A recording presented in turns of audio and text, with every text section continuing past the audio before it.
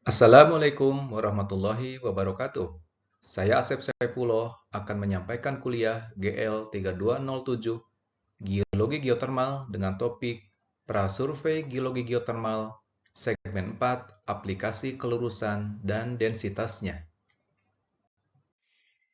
Di lapangan gunung api, struktur geologi yang terbentuk akibat gaya tektonik umumnya bersifat retas atau brittle, yang dimanifestasikan berupa sesar dan kekar. Struktur lipatan jarang sekali ditemukan dikarenakan batuan yang bersifat kompeten.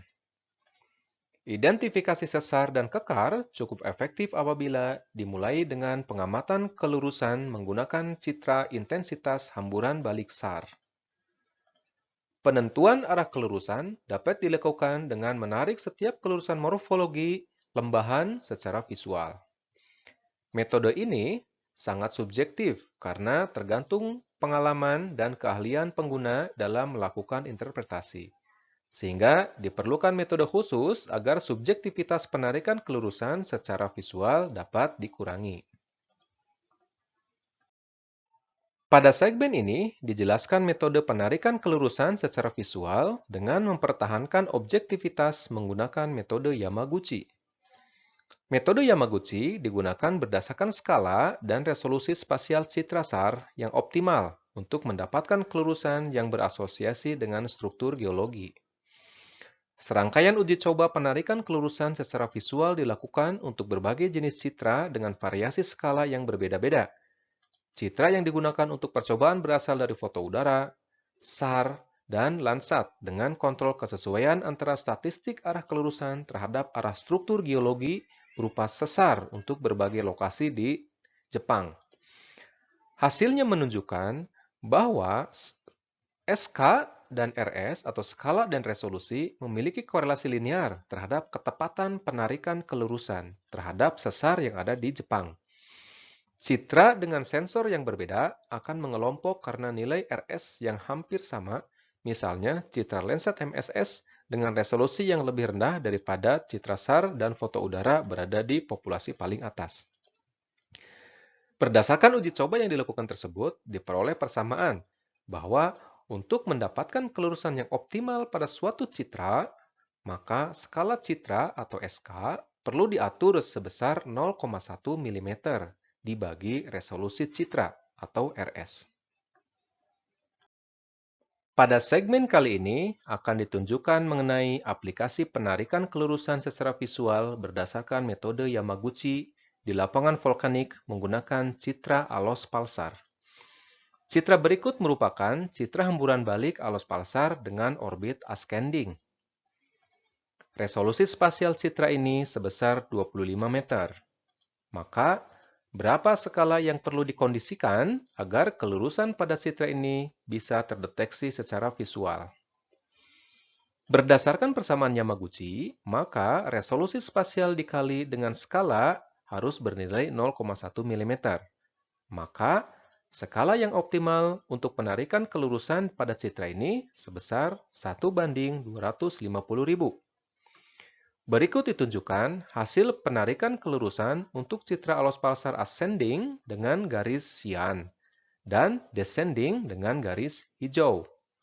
Di sini sudah tampak arah-arah kelurusan yang tampak secara visual berdasarkan dari kontras morfologi.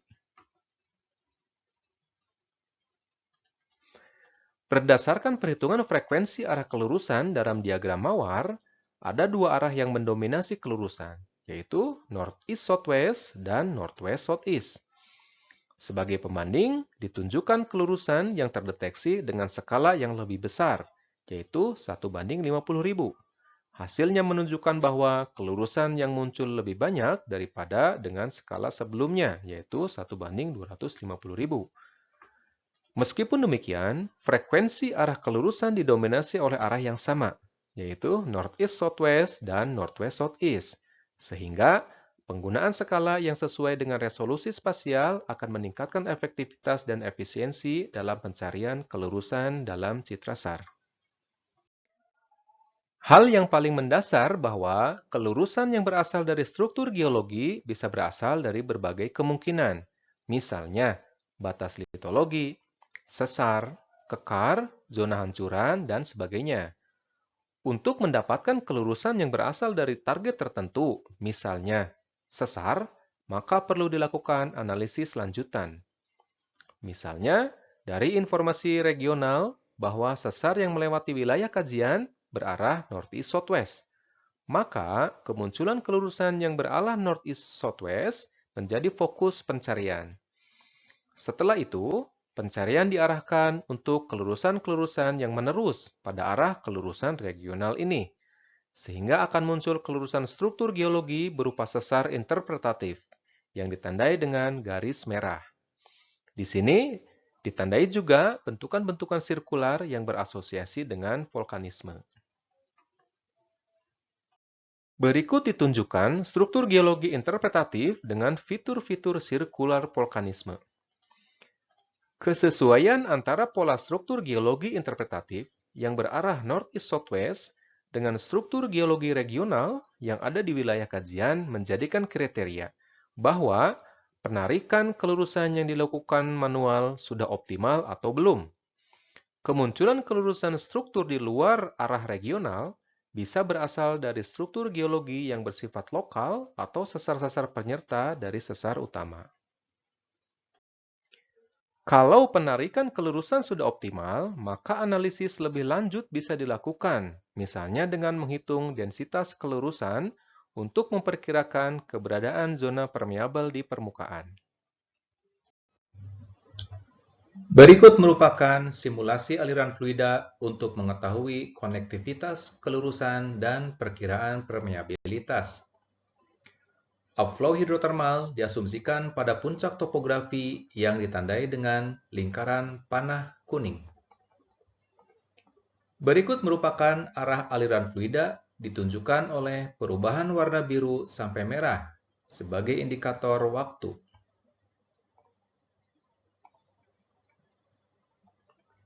Simulasi aliran fluida menunjukkan bahwa fluida dapat mengalir ke lokasi manifestasi yang ditandai dengan bulatan merah, dengan asumsi bahwa kelurusan merepresentasikan sistem rekahan batuan. Dalam simulasi ini juga ditemukan aliran fluida ke daerah yang tidak ditemukan manifestasi, diduga karena tidak ada celah fluida dari bawah yang sampai ke permukaan. Berikut simulasi aliran fluida lainnya dengan memindahkan posisi upflow.